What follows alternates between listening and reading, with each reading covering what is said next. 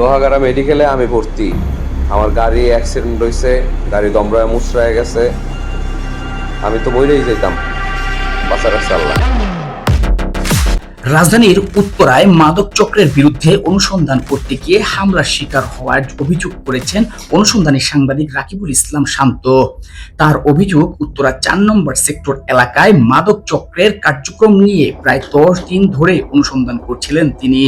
অনুসন্ধানে তিনি জানতে পারেন একটি চক্র দীর্ঘদিন ধরে মাদক ব্যবসার সঙ্গে জড়িত থাকার অভিযোগ রয়েছে।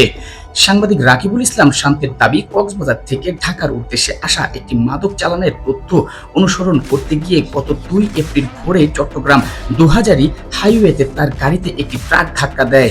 এতে তার গাড়ি দুমড়ে মুচড়ে যায় এবং তিনি গুরুতর আহত হন।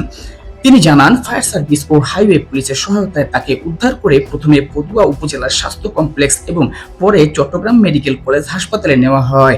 দীর্ঘদিন চিকিৎসার পর তিনি প্রাণে বেঁচে ফিরেছেন বলে জানান। রফিকুল ইসলাম শান্ত অভিযোগ করেছেন, ঘটনার পেছনে মাদক চক্রের সদস্যদের হাত থাকতে পারে এবং বর্তমানে তিনি তার পরিবারের নিরাপত্তাহীনতার মধ্যে রয়েছেন।